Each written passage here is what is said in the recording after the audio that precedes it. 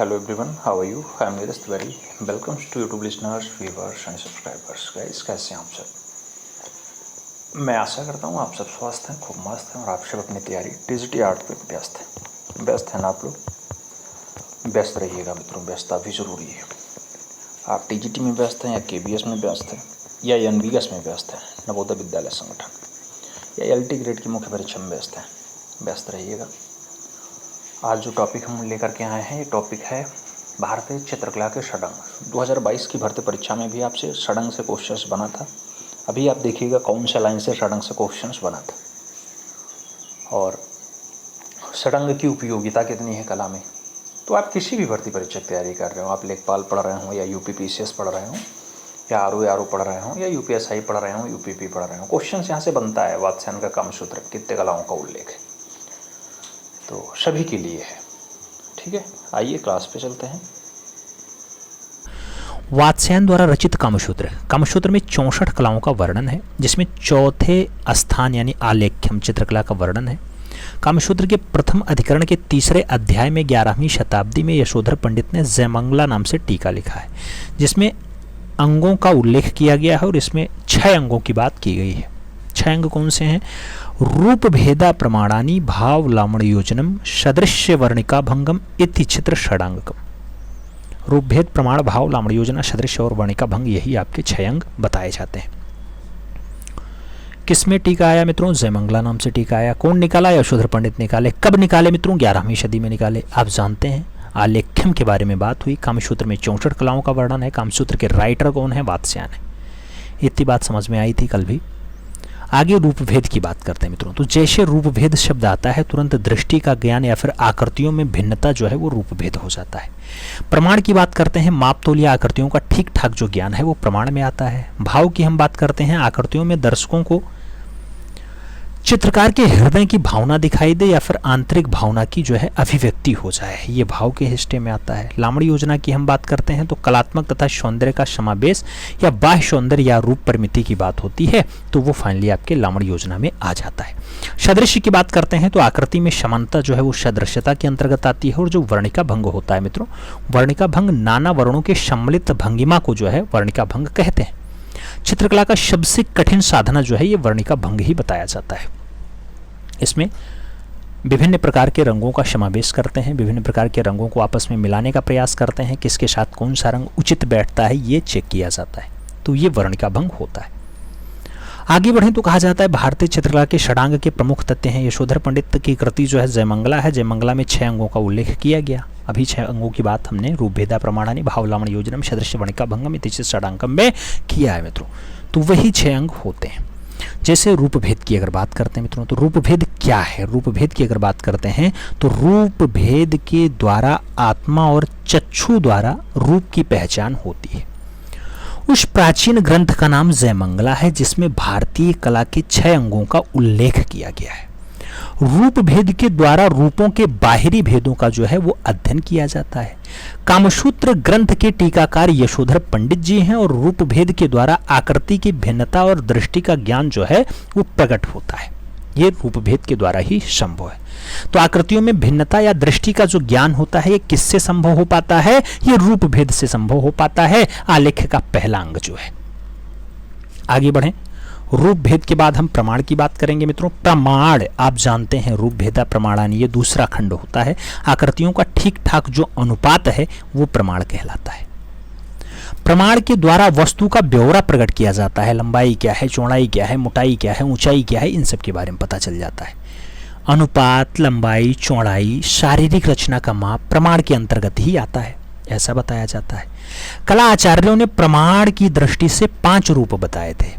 शुक्राचार्य ने पुरुषाकृतियों के 5 भेद बताए हैं। एक नर होता है, एक क्रूर होता है, एक असुर होता है, एक वामन होता है, एक कुमार होता है। ये शुक्राचार्य के अकॉर्डिंग 5 जो है भेद बताए गए थे पुरुषाकृतियों के। अब 5 की अलग अलग जो है ताल की बात कर लेते हैं। जैसे मानव की बात आए तो मानव जो है ये साधारण मानव 8 ताल का होता है। उत्तम मानव जो है ये 9 ताल का होता है। भयानक मानव की बात करते हैं 12 ताल का होता है। राक्षस की बात होगी 16 ताल का होगा। कुमार 8 ताल के हैं और बालक जो है ये 5 ताल में आते हैं। तो ये सारी बातें आपके प्रमाण के अंतर्गत हो रही हैं। प्रमाण एक अंश ताल कहलाता है, जो है प्रमाण एक अंश ताल कहलाता है मित्रों, अंश ताल कहलाता है। प्रमाण एक क्या कहलाता है?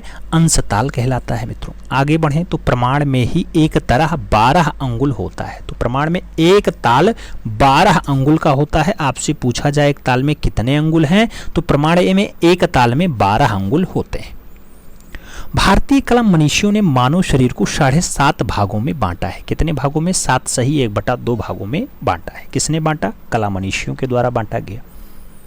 माइकल एंजेलो ने मानव देहाकृति को 8 भागों में बांटा है। तो आपसे पूछा जाएगा भारतीय कला मनीषियों के द्वारा कितने भागों में बटा? 7.5। माइकल एंजेलो के अकॉर्डिंग जो है पूछा जाए मानव आकृतियां कितने भागों में बटी, तो मानव की देहाकृति जो है 8 भागों में बटती। भारतीय कला मनीषियों ने प्रमाण को ताल और कार्य प्रमाण अथवा मनोत्पत्ति के नाम से भी संबोधित कर दिया है। तो भारतीय कला मनीषियों ने प्रमाण को ताल या कार्य प्रमाण या मनोत्पत्ति के नाम से भी इसको बुलाया है, पुकारा है, संबोधित किया है। आगे बात करें तो आगे कहा जाता है कि प्रमाण शब्द को प्रमा नाम से भी संबोधित करते हैं। प्रमाण को ही संबद्धता का सिद्धांत कहा जाता है। आदर्श की अगर हम बात करते हैं तो आदर्श मनुष्याकृति के लिए भारत में 9 ताल प्रमाण निर्देशित होता है मित्रों। कितने? आदर्श मनुष्याकृति के लिए भारत में 9 ताल प्रमाण निर्देशित होता है। 12 अंगुल बराबर 1 सिर होता है। 12 अंगुल बराबर 1 सिर होता है मित्रों। आपने अभी देखा था कि एक प्रमाण में एक ताल बराबर कितना बना था? 12 अंगुल बना था। एक ताल बराबर कितना बना था? 12 अंगुल बना था। और 12 अंगुल बराबर 1 सिर हो जाता है। 1 सिर हो जाता है। सिर को 4 भागों में बांटा गया। एक केस है, एक ललाट है, एक नासिका है, एक ओष्ठ है। तो इन 4 भागों में सिर को बांटा गया है, याद रखना है। एक सिर बराबर 12 अंगुल होता है, यानी केस, ललाट, नासिका, ओष्ठ लगभग 3-3 के रेशियो में जाते हैं। तो ये तो आपके प्रमाण की बात हो गई। अब प्रमाण के बाद आगे चलेंगे, भाव पढ़ेंगे। भाव क्या है? तो आकृति की भंगिमा को हम भाव कहते हैं। आकृतियों की भंगिमा को फाइनली भाव कहा जाता है। भाव कला को अभिव्यक्ति देता है। ये बहुत बार पूछा गया है मित्रों, प्रश्न बहुत बार पूछा गया। भाव कला को अभिव्यक्ति देता है। भारतीय चित्रकला में भाव विव्यंजना को बड़ा महत्व दिया गया है और भावों का रसों से घनिष्ठ संबंध बताया जाता है। रस सिद्धांत का प्रतिपादन सर्वप्रथम भरत मुनि के द्वारा किया गया था। भरत मुनि ने 8 रस और उनके 8 अस्थायी भाव माने हैं। अभिनव गुप्त ने 9वां रस बताया शांतरस है। शांतरस का उल्लेख अभिनव गुप्त ने कर दिया है, जिसका अस्थायी भाव जो है वो निर्वेद हो जाता है। तो भरत मुनि के अकॉर्डिंग 8 हैं और अभिनव गुप्त के अकॉर्डिंग 9 रस बताए गए। 9 रसों के बारे में और जो है उनके अस्थायी भाव के बारे में देख लेते हैं। जैसे रस श्रृंगार, श्रृंगार रस का अस्थायी भाव रति है। हास्य का हास है। करुण का शोक है। वीर का उत्साह है। रौद्र का क्रोध है। भयानक का भय है। विभीत्स का जुगुप्सा या घृणा है। या फिर अद्भुत की बात करते हैं तो विस्मय या आश्चर्य है। और शांत का जो है वो निर्वेद होता है। शांत रस ही अभिनव गुप्त के द्वारा खोजा गया, उल्लेखित किया गया। तो इसका जो अस्थायी भाव बनता है वो निर्वेद बनता है। तो रसों की भी बात आपके सामने आ चुकी है। 9 रसों के बारे में आपने देख लिया है।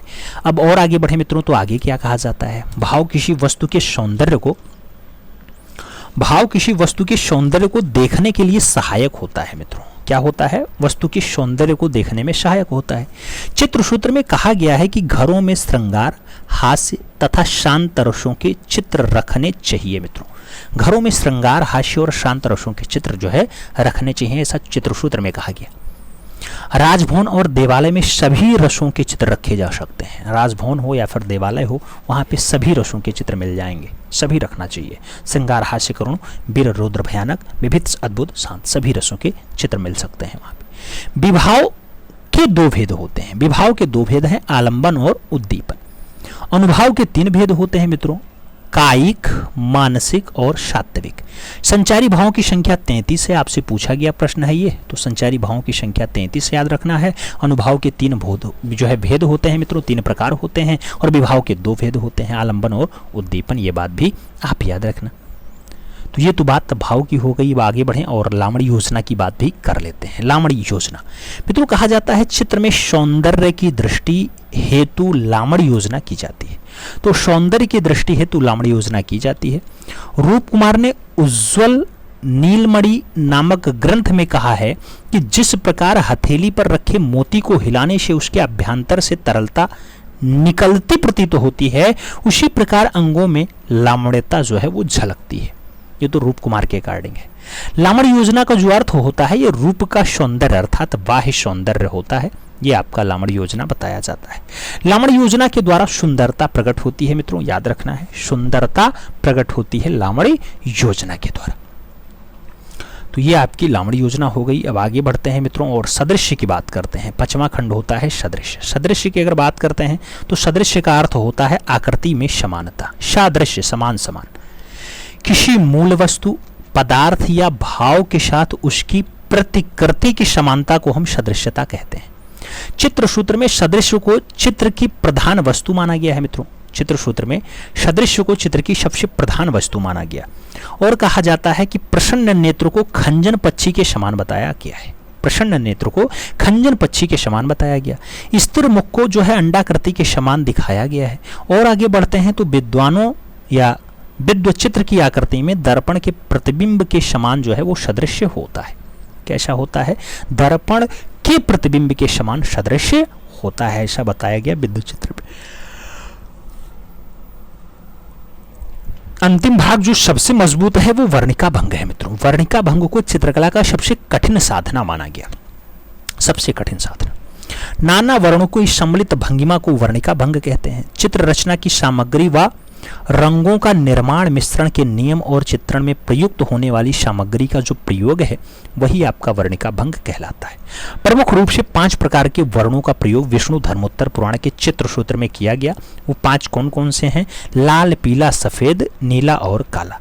ये 5 प्रकार के वर्णों का भंग किया जाता है, आपसी मिलान होता है मित्रों वर्णिका भंग में। ऐसा बता दिया गया कि प्रमुख रूप से 5 वर्ण ही भंग में आते हैं। तो ये कुछ खास बातें थी, हमें उम्मीद है समझ में आई होंगी। 64 कला का उल्लेख कहाँ हुआ? आप कहोगे कामसूत्र में हुआ। कामसूत्र के राइटर कौन है? आप कहोगे वात्स्यायन है। आपसे पूछा जाए मित्रों करुण रस का अस्थायी भाव क्या है? आप शोक कहोगे। शांत रस का अस्थायी भाव क्या है? निवेद कहोगे। आपसे कहे अनुभाव के कितने भेद हैं? आप कहोगे 3 हैं। आपसे कहे संचारी भावों की संख्या कितनी है? आप कहोगे 33 है। आपसे पूछा जाए सौंदर्य, सौंदर्य, सौंदर्य की दृष्टि से, सौंदर्य की दृष्टि से, चित्र में सौंदर्य की दृष्टि से या सौंदर्य को बढ़िया दर्शाना है तो कौन सा तत्व आएगा सामने? लावण्य योजना आएगी। आपसे पूछा जाए 9वां जो फाइनली रस आया है मित्रों, इसकी खोज कौन करता है? तो आप जानते हैं 9 रसों का उल्लेख अभिनव गुप्त करते हैं और भरत मुनि 8 रसों की बात करते हैं। तो घूम घुमा के क्वेश्चंस ऐसे पूछा जाएगा मित्रों। आपसे कभी इसको सीक्वेंस में लगाने को दे देता है, रूप भेद, प्रमाण, भाव, लावण्य योजना, सदृश्य और वर्णिका भंग। तो कभी आपसे ये पूछ लेता है कि मनुष्य, साधारण मनुष्य कैसा है, कितने तल में आता है मित्रों? तो आप जानते हैं जब सामान्य मनुष्य की बात आती है साधारण मनुष्य 8 ताल में आता है। जब उत्तम मनुष्य की बात आएगी 9 ताल के साथ हंसस देना पड़ता है। बालक की बात हो 5 ताल आता है, कुमार की बात हो 8 ताल आता है, राक्षस की बात हो 16 ताल में आ जाते हैं। तो ये सारी बातें थी, उम्मीद है समझ में आई होंगी।